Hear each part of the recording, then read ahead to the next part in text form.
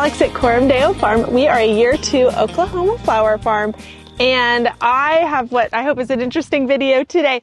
I bought what is marketed as a mega mystery bulb box. I got it from Holland Bulbs. I'm in our raised garden right now. It's about a 1,500 square foot raised garden, and I pulled out a bunch of stuff that were spring flowers that are tired and going to seed. And so I have some gaps in the garden. I am so tired of starting things from seed. I don't want to see another seed for a while. And so I was looking at Holland Bulb Company, which is kind of a wholesale price bulb distributor. And they had a mega mystery box, and it was like 60% off. Plus I had some like rewards points to use. And so in here is supposed to be a bunch of summer heat loving bulbs that I got for maybe $20, and there's supposed to be like 100 in here or something. So that'd be fun to do an unboxing. I have not opened it. UPS delivered it today, but I want to go through and see what is in it and see what I can pop in to all of these holes in the garden, in the raised garden. So not really for the flower farm, but I think it'd be really interesting to see like what do you get from these things that are like mega mystery, bulk discount. So let's see what's in it. I'm nervous. Watch, it's gonna be horrible. Okay. First up, we have, oh gosh, okay. We have 60 mixed gladiola bulbs super pack. So I have 60 gladiolus bulbs, which are ready for $20. That's a really great price.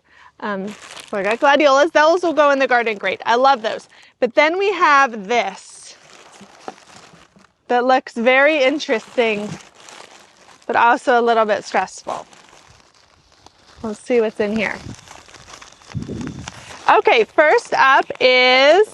next up is 25 freesia. I've never actually grown freesia before, so we'll see. Okay, and then there's 30 more gladiolus, but this time it is in a pink and white palette. So the other one was mixed, so it's probably like the full rainbow, but this one is a pink and white. Oh my gosh. I was hoping like the opposite would happen, but here we go. We have more gladiolas. Okay, well now I'm not upset anymore. There's 15 gladiolas, but this one's called Princess Margaret Rose, and it looks like a tropical sunset, and it is like a ruffly one. I've never grown one like this before, so this would be exciting, a new variety to me, because I have all the pastels in the flower. Oh my god. I feel like it's all just glad. It had said there would be some dahlias in it. I had hoped.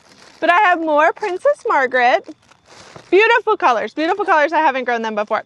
So what are we at so far? That's 30, 60, okay, I'm at 90 glads. Oh my gosh. Okay, 15 more glads, but this time I'm actually really excited about these varieties because I don't have them. And they will perennialize here in Oklahoma, so these are not just like annual one and dones for me. I'll get to have them next year, so it's like I'm getting flowers for a couple years, which is exciting. This one's called Circus Club, and it is like bright purple, yellow.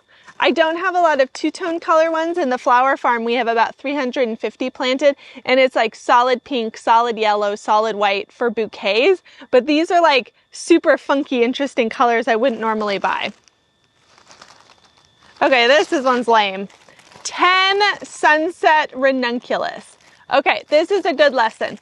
So when you buy from these wholesalers, they're selling to people all over the country in different zones and climates, and more often than not, unfortunately, they get their planting information wrong, and that's why people get frustrated and they think they have brown thumbs and they can't grow things. And it's often because like they'll buy something at Lowe's and it'll say full sun, but where they live, it can't handle full sun. Your hydrangea died. Well, here's a great example. This is 10 ranunculus, and it said planting time March through May, flowering time June through August.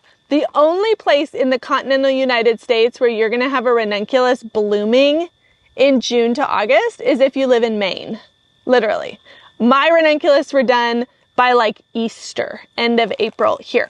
So these are going to go in a brown paper bag, and I'm going to store them and plant them in the fall around end of November to enjoy next year, because if you were to plant these right now, they wouldn't even sprout.